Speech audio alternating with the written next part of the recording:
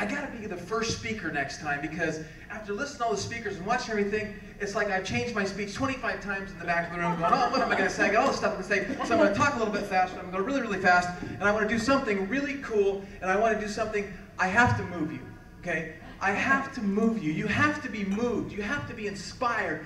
You have to be touched. So I'm going to do my best to make sure I move you and touch you and inspire you. Is everyone okay with that? Say yes. Yes. Okay, so I figured out a way to guarantee that. Indulge me just for a second, really quick. Everybody stand up on your feet, quickly. Everyone stand up real, real quick. Okay, now, take one step to the right. Reach over and touch the person on the shoulder to your left. I said the shoulder, sir, the shoulder. Okay, so now everyone's actually been moved and touched. You can sit down. I've accomplished my goal. Oh, that was corny, wasn't it? Okay. So you had to wake up. You had to get going. Financial literacy. How's it work? Oh, right button. There we go. So we want to talk about entrepreneurship, financial literacy, making a significant difference in the lives of kids. If you turn that camera back, because it won't go that way. I have to talk like this. I was very fortunate to have been born into a very wealthy family. At the age of 4, my parents got divorced. I lived with my poor mom and visited my rich dad.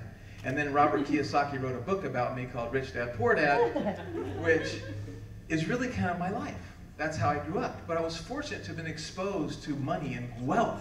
My dad lived next to a billionaire that owned the Denver Broncos.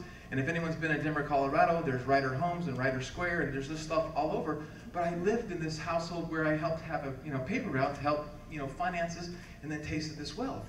My dad got me to investing at the age of 19. I became an investment banker.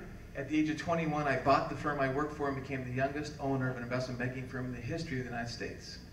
That was my first big mistake in life. But I spent the better part of my first 18 years of my adult life raising money for companies, innovation, and helping build jobs, home shopping, networking, smart carts, and even Microsoft. I was buying and selling stock on the new issue of Microsoft in 1985 at the age of 24. And man, I wish I would have kept 10,000 shares. So this issue of financial literacy is so important for everything we're talking about. You want to eradicate poverty, eradicate ignorance in the areas of money and finance. We have to teach our children financial literacy. So I'm putting this together and I'm going, okay, what is financial literacy? Financial literacy is the ability to understand finance. Do you understand finance? Do your children understand finance? By the way, how many people have children under the age of 15? How many people know somebody with a child under the age of 15? How many people have grandchildren under the age of 15? How many people's met a person under the age of 15? Okay, now I have everybody's attention. Say yes? Yes. Okay. Do your children understand? Where did you learn finance? You know that we don't teach our children how to balance a checkbook in the public school systems? We don't teach them what an investment is. We don't teach them what free enterprise. You can go ask a child, ask them, what does free enterprise mean? They can't tell you. What does capitalism mean? And they can't tell you. And this is what creates the jobs. This is what creates the economies. This is what makes this world move. And I'm a big free enterprise capitalistic pig. Okay, so if we understand that financial literacy is a study of finance, we have to understand what is finance. And I gotta lay the foundation for where I'm going with this. So finance, as defined by our friend Webster, is the science of funds management. How many people can tell me what that is? The commercial activity of providing funds or capital. Oh, I know what that is. That's the bank loans and the house loans and the credit cards. Got that one. Okay, that one's easy. It's the branch of economics that studies management and the money of other assets. And you're going, okay, we got to teach this to kids? Most adults don't even understand how to manage their money. And I promise you one thing. If you'll commit your life to teach your children, yourself, your spouse, your friends, how to manage your money, and I like this, the simple rule, 70, 10, 10, 10. Tithe 10, invest 10, save 10, and live off 70. If I was telling my son this yesterday for the 15th time, 20-year-old going, every dollar that comes through your pocket, tithe 10, invest 10, save 10%, and live off 70. If he does that, he'll never have financial problems ever. Having grown up in Colorado, being a young investment banker, we financed the cable industry. I remember calling people up and going, hey Samuel, you got to get in this stock. This stock's going to blow you away. They're going to build a television station on this cable and it's going to be all this stuff. And it's called Home Shopping Network. And they're going to sell stuff 7/24/365. This is 1984, 85. And I remember people telling me, Ryder, no one's going to buy anything off the television. You're crazy. This gentleman, Bill Daniels, is the father of cable. We raised them a lot of capital. He actually created a bank in Colorado. It's the first and only children's bank in the country that they did. And he said, kids who learn early about simple economics, banking, and personal finance have a huge head start on their peers and will become more financially aware as adults. And I'd like to take that one step further. Children who understand banking and finance and assets and liabilities, they're going to run the world. And everyone's heard the saying that children are the future. Everyone agree with that? Say yes. I want to know you're so weak.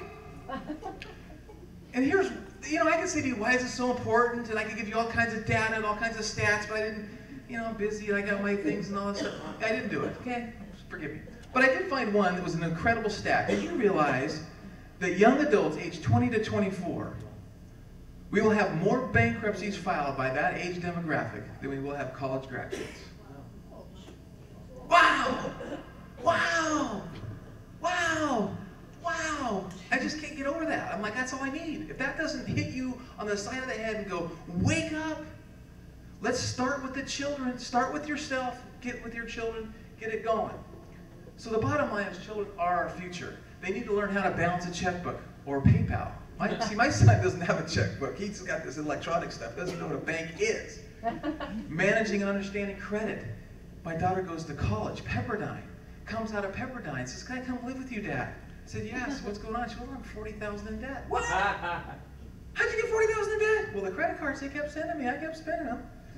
Send your kid to Malibu, Pepperdine. Don't teach him about money and finance and credit. That's what happens. I'm guilty, okay? So I'm not standing up here trying to be I'm holier than thou. Everyone got that, right? Okay. Matter of fact, this is how we get our passion, because we learn from our kids and we learn from things that affect us. At least I did. So understanding debt, understanding assets and liabilities, the rich dad, poor dad. What really is an asset? What really is a liability? How do you really deal with credit and debt? You guys get it? And you know what? Children only rise to the bar that we set for them. So would you guys promise me one thing and commit to rising the bar for your children, to rising the bar for the people in your, could you everyone say aye if you agree with that? Aye. I didn't hear that. Aye. Okay. We got to raise the bar. We have to step up as a society, as a culture, as a world, to make sure that we inspire and motivate children to understand money and finance. And this is just one component, I know, but it's the component that I'm going to rant and rave about if you don't mind.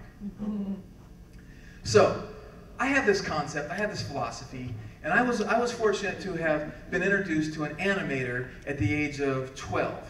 He started an animation company with Hanna-Barbera, or he started with Hanna-Barbera, worked there, then he went and worked for Disney, or actually, excuse me, he started with Disney in 1953, worked there for 10 years, went to Hanna-Barbera for 10 or 20 years, and then started his own animation film company, which actually burned down, and people don't know this, but it's an interesting story, that this was the third animation studio, and if it hadn't burned down, there would be another animation studio that was big time. Anyway, I got into cartoons, and my mom was a health nut. My mom was a health freak. My mom started the world's first salad bar. It was called the Salad Factory in 1973. And we had a salad bar in the back room. You'd come up, you fill a piece of paper, I want lettuce, I want avocados, I want cucumbers, I want this, and you check these boxes off, you'd pay, you go sit down, and I'm in the back of the salad bar going, choo, choo, choo, choo, choo, filling up the bowl and delivering it to your table. And so she had this idea that we should teach children about health and nutrition with cartoon characters. So we created these whole cartoon characters, and guess what we called them? The Nutrishkins. Yeah, a little play off the Munchkins, that's the marketing in us, it's kind of a family thing. And so we came with this idea that edutainment is the way to motivate our kids at a young age and get them involved in this stuff.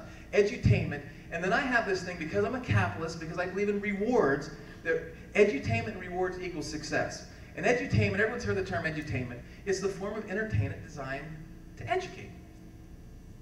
So I want to say, let's reward kids for education. Now, one of my really dear mentors was a guy named Charlie Tremendous Jones. Anyone heard of him? You will become the people you meet in the books you read. That's what you'll become. He said one time on stage, years and years ago, I heard him say, he said he paid his children after they read and completed a book. And I'm like, wow.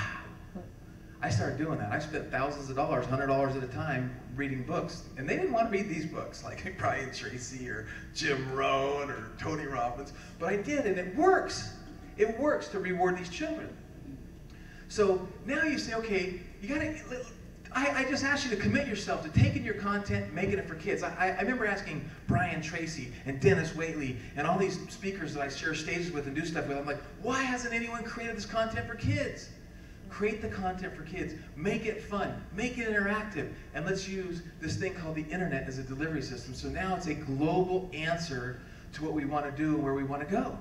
And if you combine that with a reward system, I literally believe, and I am proving this as we go on day by day, that I can motivate a child to learn something that he doesn't want to learn because of the reward attached to the learning environment. And not only that, I believe, and this is why I'm here, and this is why I say thank you, Kaz, for giving me the chance to speak and rant and rave about my passion, and that is that I want to motivate the children to engage the parents and teach the parents about money and finance. Yeah. Oh, wow. So I don't know where this is going. So I put this slide up here and I'm like, okay, what's next? Okay, this is the slide that says, I want corporations, I want sponsors, I want teachers, I want educators, I want you to embrace this idea, to leave this room, to make a commitment that you will eradicate ignorance about money and finance in your family with your children. That's what I'm asking. So what we did and what we thought of, and this idea is the concept of children can earn a virtual currency by completing and doing educational activities online, offline or offline. Give them a virtual currency. And this idea that China had a virtual currency and the government had to shut down this website because so much free enterprise was going on online.